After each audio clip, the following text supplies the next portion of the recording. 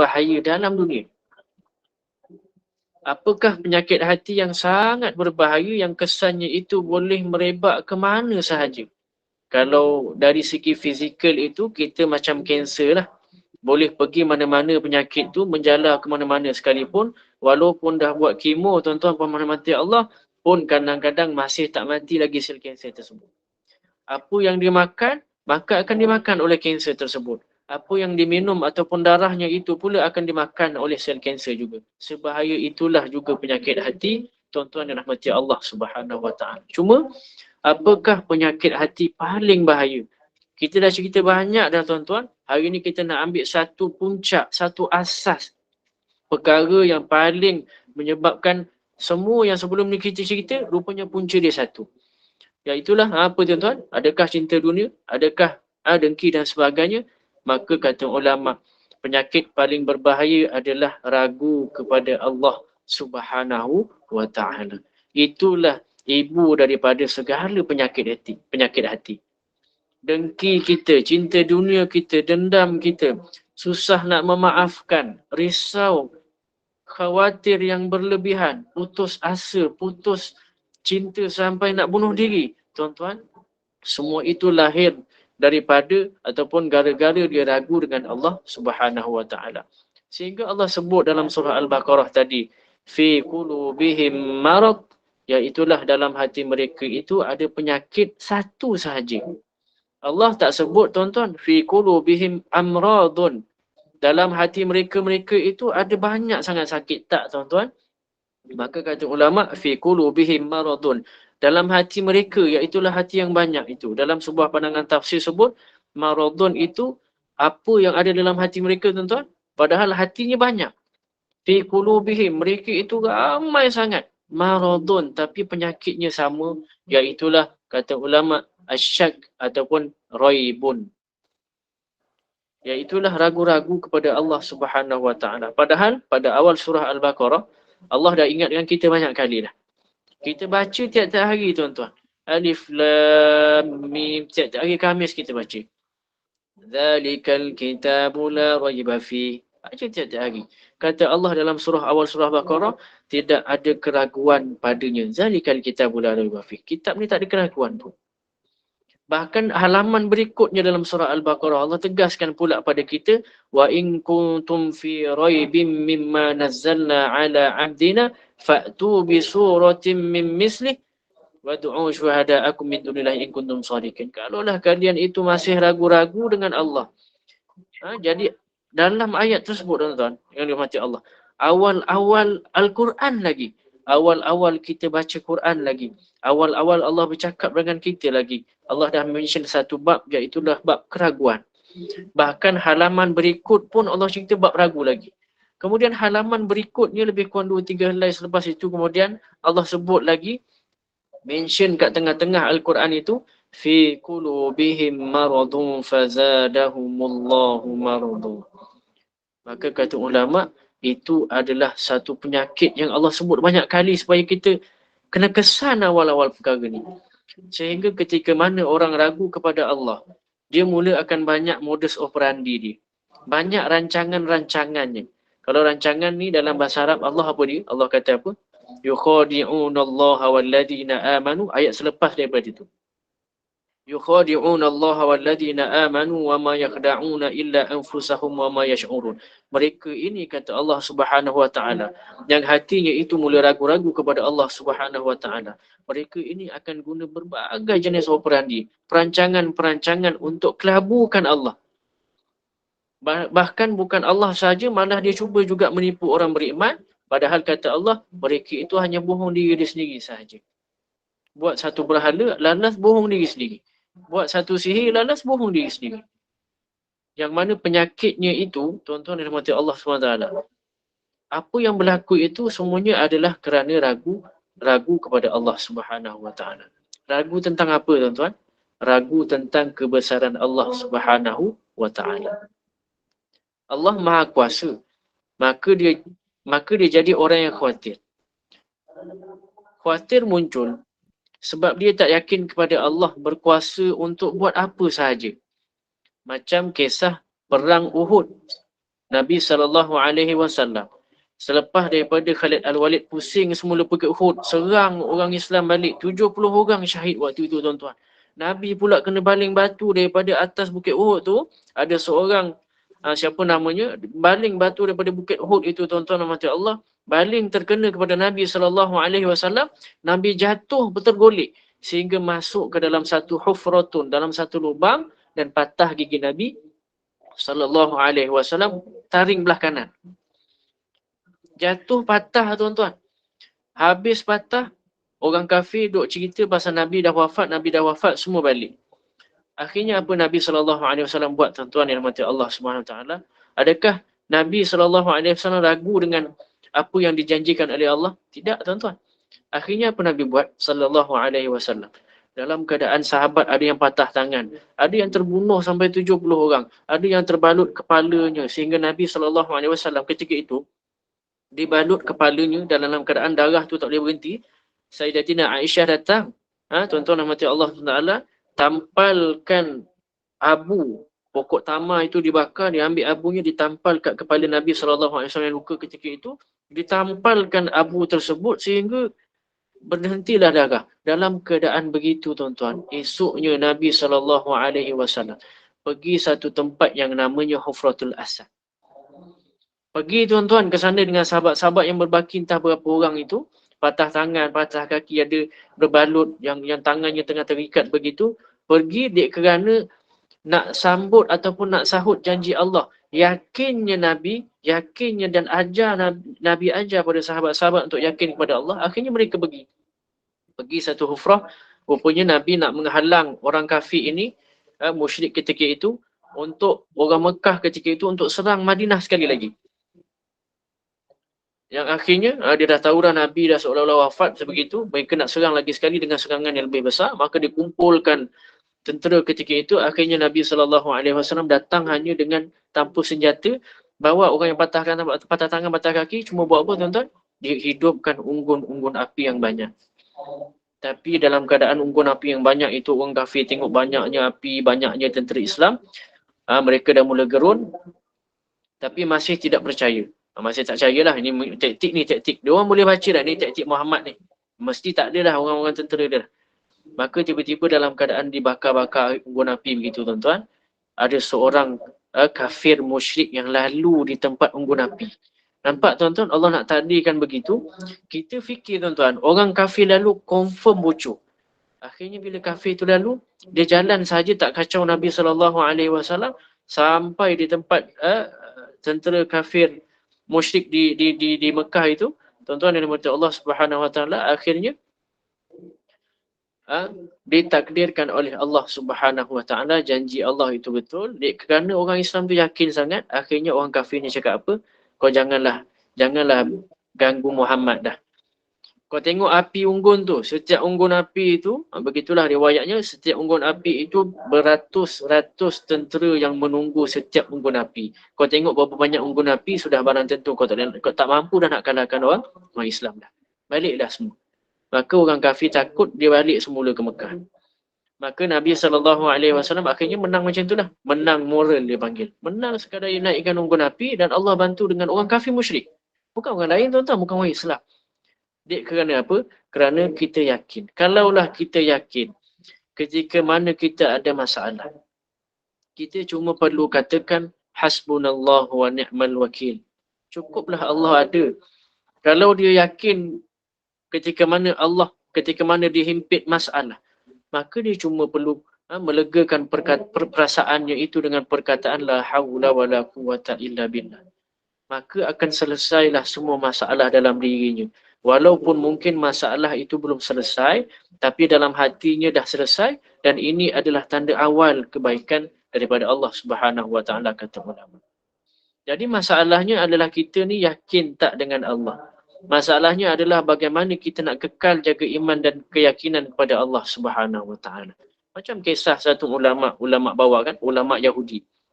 Ada satu ulama Yahudi namanya Robi namanya. Jalan-jalan dalam keadaan yang sangat lapar seorang-seorang. Tengah jalan-jalan dah lapar sangat, tiba-tiba nampak orang bakar babi.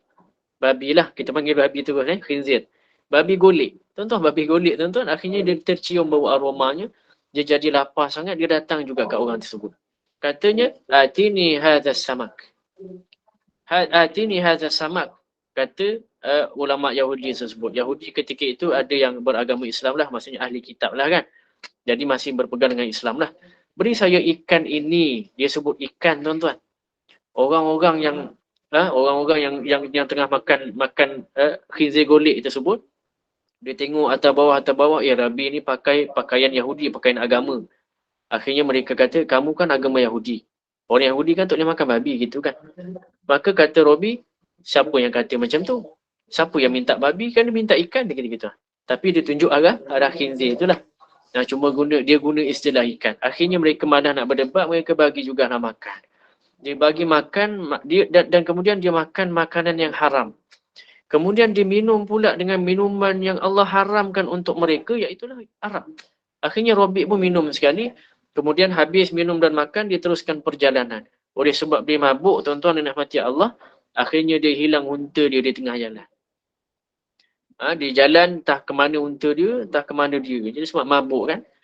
Kemudian di tengah-tengah padang pasir, dia hilanglah bekal-bekal dia, barangan ni semua. Habis dia sedar, dia bangun daripada tidur dia, dia cari unta dah tak dekat sebelah dia. Keliling, cari dalam radius yang besar. Mencari-cari, akhirnya tak jumpa sehingga bila dah tak mampu nak jumpa, tuan-tuan yang namakan Allah Subhanahu Wa Taala, satu kisah ajaib. Iaitulah akhirnya dia duduk dengan dalam hatinya itu penuh pengharapan, ya Allah, bantu saya ya Allah, bantu saya ya Allah.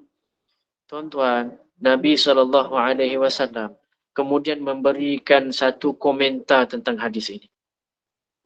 Nabi SAW kata, ma'kaluhu haram, mashrabuhu haram, malbasuhu haram, wa ghuziya bil haram, fa anna yustajabu lidzalik.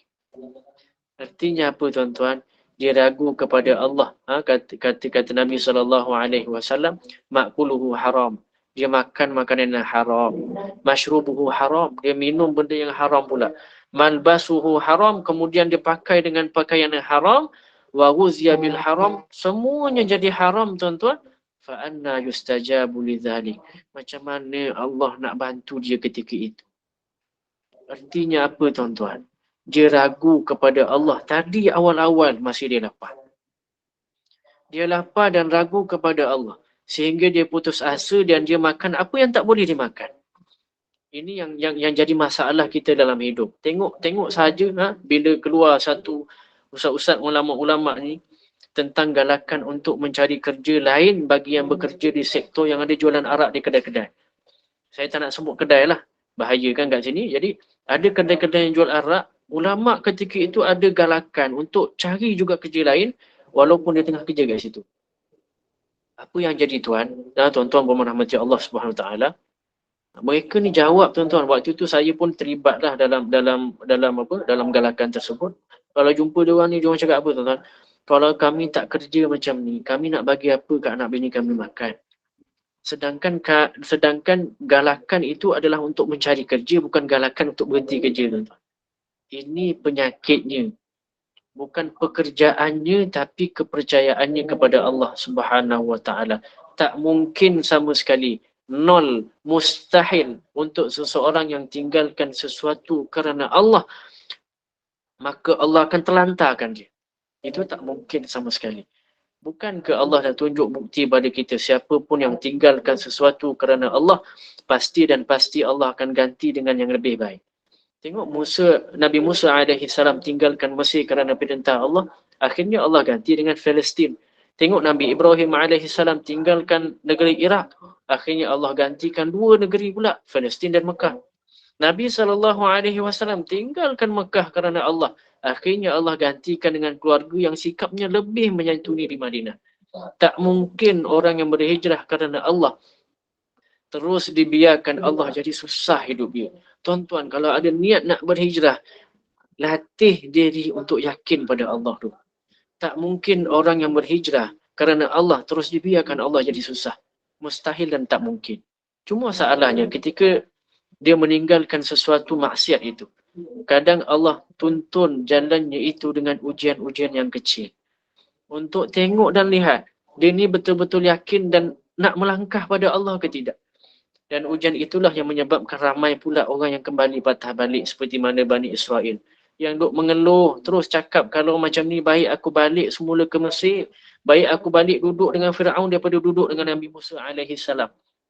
Dia seolah-olah lupa dengan apa yang telah terjadi ketika mana duduk dengan Firaun dulu. Itulah yang dikatakan Israel ketika mana mereka itu menuju ke Palestin. Selepas daripada mereka itu diselamatkan daripada Firaun.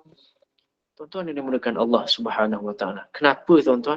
Sebab mereka itu ataupun kita pun kadang-kadang ragu kepada Allah Subhanahu Wa Taala. Tidaklah seseorang itu ragu dengan Allah kecuali bertambah padanya keluhan-keluhan yang memenatkan diri mereka sendiri. Dan semakin dia yakin kepada Allah, semakin sedikitlah keluhan dalam hidupnya.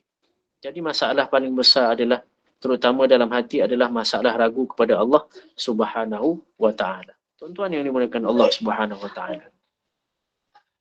Cuba nanti kita sesekali cari-cari ayat tentang kebesaran Allah di dalam Al-Quran. Cuba kita cari sesekali tentang ayat-ayat Allah dalam Al-Quran. Contoh yang kita yang jadikan kita ni selalu menjadi resah tu apa tuan-tuan? Contoh kita ambil jodoh. Allahumma salli ala Muhammad. Saya bagi laluan pada azan dululah. Takut tak dengar suara. Saya bagi laluan azan dulu ya.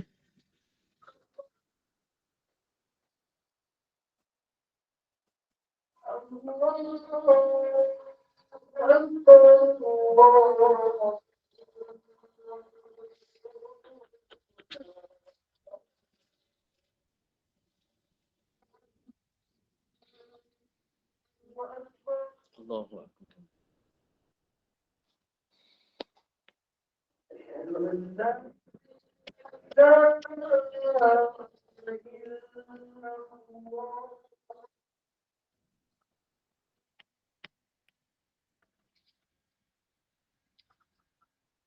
Asyhadu an la ilaha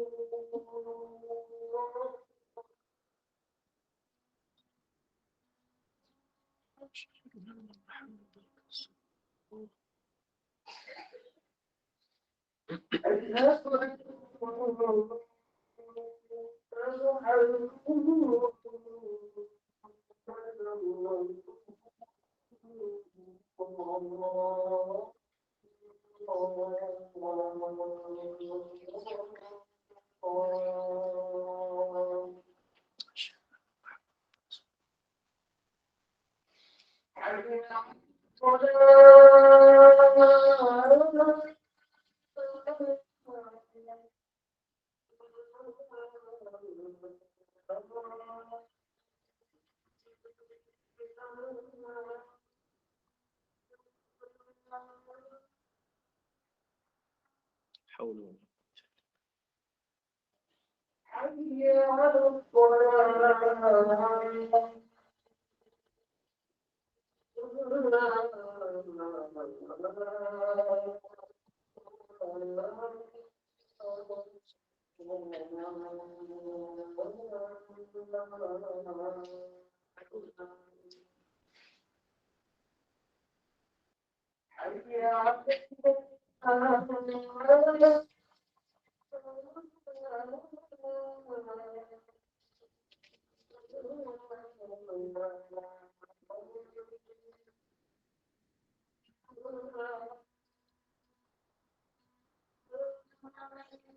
حول ولا قوة إلا بالله.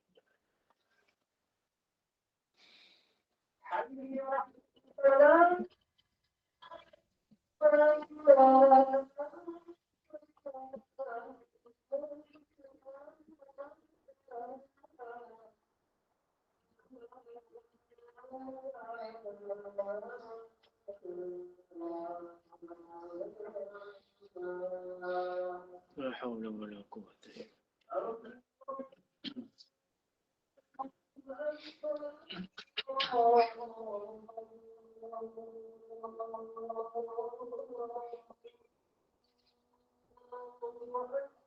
Allahu akbar, Allahu akbar.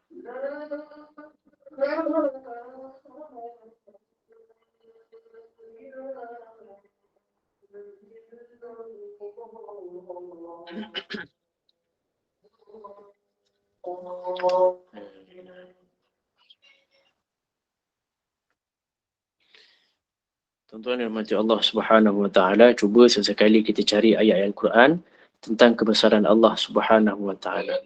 Contoh yang selalu jadi kita resah tu apa tuan-tuan? Contohlah saya ambil satu contoh, jodoh. Kalau orang bujang tu kan dia kadang risau tuan-tuan, lagi-lagi perempuan lah. Saya ni boleh nikah ke tidak? Kan? Ada orang nak ke tak nak? Ni suami sejati ke tidak dapat nanti ni? Ni suami jenis pemarah ke tidak?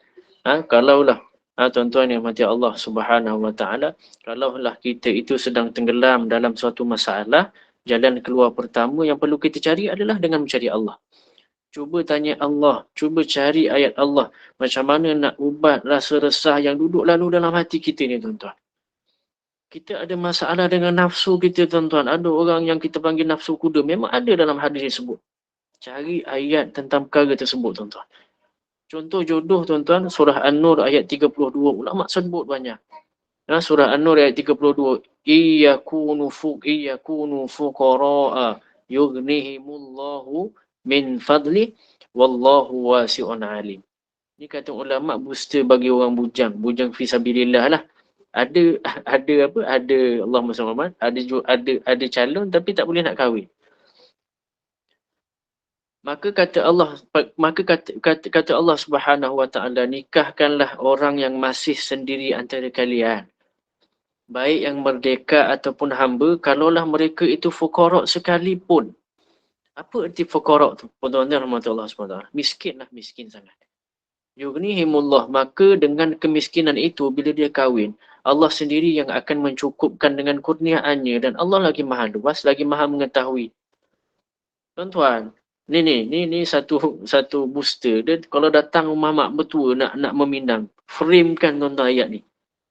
Nanti dah selesai framekan, nanti masa susunkan hantaran tu letak paling depan ayat ni. Jadi kalau bapak mertua tanya tu, kan kerja apa? Tunjuk ayat ni. Kan biasa pertanyaan kedua tu kan biasanya apa kerjanya kan? Yang pertama biasa namanya siapa? Itu kan. Yang kedua kerjanya apa? Kerja kat mana, belajar lagi ke gitu? Tuan-tuan rahmat Allah SWT. Kerja apa? Maka kerjanya ni. Tunjuk ayat tu tuan-tuan. Kan? Penunggang agama sungguh lah kata bapak dia macam tu. Tuan-tuan rahmat Allah. Dan akhirnya biasanya orang akan ataupun mak ayah ni, dia akan risau dengan satu perkara. Anak saya nak diberi makan apa kalau tak kerja ni tuan-tuan? Allah yang beri saya makan, jawab lagi tu tuan-tuan. Ataupun memang Allah sendiri jawab, Allah yang akan beri makan. Bukan saya, ataupun bukan encik, ataupun anak encik yang saya sayangi. Kita ni semua adalah pemakan rezeki, bukan pemberi rezeki. Tak ada satu pun kita ni sebagai pemberi rezeki. Dan inilah yang terjadi pada saya sendiri dulu tuan-tuan. Ayah saya yang suruh kahwin awal. Dengan berpandukan ayat inilah ayah saya ambil. Akhirnya saya nikah awal. Nikah berhutang. Bukan nikah berhutang lah. Nikah dengan mas kahwin tu bukan saya bayar. Akhirnya ayah saya yang bayar. Dah lah ayah saya bayar. Minta pula diskaun dengan pihak perempuan. Akhirnya pihak perempuan kata tak apalah. Mak ayah saya dengan mak ayah belah perempuan, dua-dua bayar mas kahwin tu. Nanti letak dalam frame. Kiranya mak ayah saya dengan mak ayah isteri saya lah yang membayarkan mas kahwin tu. Jadi diskaun lah kira gitu kan. Jadi jumlah tu separuh tuan-tuan. Akhirnya separuh. Ternyata ada satu perkara yang Allah sebut, Allah akan mudahkan. Lepas daripada saya nikah, ni cerita pasal keraguan tuan-tuan. Kena yakin. Bila yakin Allah bantu. Bila hilang keyakinan Allah takkan bantu pun. Lepas saya nikah tu, saya jadikan benda ni modal sebab itulah yang ayah saya bagi. Akhirnya, lepas nikah bukan saya tak ada kerja lah. Tapi kerjanya pama gitu kan. Pama ni sponsor daripada papa dan mama kan. Mak ayah yang bagi duit kat kita. Sebab saya tengah belajar. Nikah tak ada kerja, tak ada simpanan, tak ada bekal. Belajar pula kat Mesir. bawa pula isteri ke Mesir. Modalnya cuma surah An-Nur ayat 32. Tuan-tuan kalau nak catat perkara tersebut. Kalau perlu jadikan status. Jadi lepas nikah, saya sendiri nampak macam mana Allah itu tak pernah mungkir janji dia. Kalau kita itu fuqara, ya memang saya fakir dan tak ada duit, tak cukup makan, kadang-kadang boleh ke tidak boleh. Siap curi catu-catu lagi awal-awal bulan tu, catu-catu makanan boleh ke tidak. Akhirnya tuan-tuan, mula lepas nikah, saya pergi ke Mesir. Saya jumpa satu ustaz namanya Ustaz Salman, Indonesia. Bincang bab pembelian kitab saja tuan-tuan. Yang dirahmati Allah SWT. Boleh dengar sementara itu solat. Jadi tiba-tiba dia tahu saya baiki laptop, akhirnya dia lantik saya untuk jadi orang yang bertanggungjawab dalam uruskan pembelian tiket penerbangan pergi balik pelajar. Bahkan upahnya pun sangat tinggi dia bagi. Berapa tuan-tuan? $200 untuk satu tiket yang boleh saya jual. Akhirnya saya uruskan. Dia sangat percaya dengan saya sehingga saya ni dia minta pasport je. Ambil gambar pasport, dia tinggalkan saya. Cash semua pada saya ketika itu. Berpuluh ribu dolar. Suruh saya pegang. Akhirnya, habis daripada dapat tawaran itu, tiba-tiba saya dapat tawaran lagi satu tuan-tuan. Saya dapat jadi tukang masak di Mesir. Gitu tuan-tuan kisah saya dulu. Tukang masak sebab Arab ni dia seronok tengok saya potong bawang. Saya pernah potong bawang kat luar selama, potong laju gitu. Saya suka tengok video potong bawang dan potong timun gitu. Jadi dia tengok saya, dia seronok tengok cara saya potong. Lantik saya jadi orang dapur. Akhirnya saya macam tak boleh nak mikir. Apa ni saya kahwin, tak ada duit, tiba-tiba Allah rezekikan saya dengan perkara yang tak boleh nak mikir. Tiba-tiba habis daripada Mesir, saya balik, habis belajar Mesir, saya sakit pula. Alhamdulillah balik sakit, dalam 6 bulan tak boleh bekerja gitu, tapi dalam 6 bulan yang tak bekerja tu tuan-tuan, Allah datangkan saya satu company untuk saya bekerja daripada rumah je. Saya pasangkan komputer 5,000 biji untuk jabatan kerajaan. Dengan satu komputer tu lebih kurang RM5 harga dia. Jadi tuan-tuan, 6 bulan saya buat kerja tu tak terikat mana. Akhirnya, benda tu tuan-tuan, benarkan kata Allah. Kalau mereka itu fuqara, maka Allah sendiri yang akan berikan kecukupan kepada mereka. Tuan-tuan yang dimuliakan Allah Subhanahu Wa Taala, saya nak beri banyak contoh lagi, tapi solat pun dah mula. Tapi apapun itu, tuan-tuan yang dimuliakan Allah Subhanahu Wa Taala, kena yakin satu perkara, kan Allah yang jamin sebaik-baik jaminan. Allah itu sebaik-baik jaminan, kan jaminan daripada Allah. Kalau dengan syarikat takaful pun menyebabkan kita rasa lapang hati, yakin dengan kehidupan yang mendatang, apatah lagi apabila dijamin oleh Allah. Ambil insurans medical, dia dah mula tak risau dengan sakit. Ambil insurans cermin kereta, tak risau kalau pecah cermin. Macam-macam lah tuan-tuan perempuan rahmati Allah Subhanahu Wa Taala. Sebab itulah kalau ada masalah, kita cuba claim dengan Allah Subhanahu Wa Taala. Sebab claim dengan Allah tanpa bayaran. Tapi kalau claim dengan insurans, kita perlu bayar semula. Inna fi khalqis samawati wal ard. Dan penciptaan langit itu bukan sekadar langit, tapi penciptaan prosesnya mudah bagi Allah. Kun fayakun. Kalaulah langit itu berganti siang malam pun Allah rasa mudah. Apatah lagi Allah sekadar nak bantu kita, yang nak bandingkan besar kita dengan langit dan bumi itu sekadarlah macam nyamuk begitu. Apalah bandingan itu yang Allah sekadar nak kun fayakun untuk kita tuan-tuan yang dimuliakan Allah Subhanahu Wa Taala. Cuma kita tinggal mengatakan hasbiyallah, yakinlah pada Allah, cukuplah Allah itu ada pada saya, cukuplah Allah jalankan apa yang terbaik untuk kita, sedangkan kita usahakan ikut apa yang Allah perintahkan. Maka ketika itu tuan-tuan yang dimuliakan Allah Subhanahu Wa Taala, hati kalau tenang, ekspresi muka pun akan ikut tenang. Maka Allah akan ajar ubat yang paling baik. Kalau kita dalam keadaan banyak masalah sekalipun, muka kita akan tenang kerana Allah ajar satu ubat yang paling mujarab, iaitulah ubat yang paling baik supaya hati itu tenang walaupun bermasalah adalah yang kemudiannya menjadikan kita itu dipandang sangat optimis dan menjadi motivasi untuk orang lain seperti mana Nabi SAW adalah apabila apabila hati kita itu kita ubat untuk menjadi orang yang paling percaya kepada Allah Subhanahu Wa Taala, maka hati ini akan mempengaruhi semua kehidupan kita. Benarlah kata Nabi SAW, kalau hati baik semua akan baik, kalau buruk semua akan buruk. Maka perbaikilah hati, perbaikilah hidup kita, perbaikilah hati kita. Dan nak perbaiki hati itu, baikilah iman dengan rasa percaya kepada Allah Subhanahu Wa Taala. Tuan-tuan perempuan rahmati Allah Subhanahu Wa Taala, itu saja untuk hari ini. Minta maaf terlebih masa. terlebih masa untuk solat begitu, mohon diampuni ataupun mohon kita semua diberikan keimanan yang kuat daripada Allah Subhanahu wa taala. Allahumma a'inna ala dzikrika wa syukrika wa husni ibadatik. Allahumma inna nas'aluka al-huda wat tuqa wal afafa wal ghina. Ya Allah, kurniakanlah kami huda, ya Allah, kurniakanlah kami satu petunjuk, ya Allah. Allahumma inna nas'aluka al-huda wat tuqa wal afafa wal ghina, dan perasaan takut kepada Engkau, ya Allah.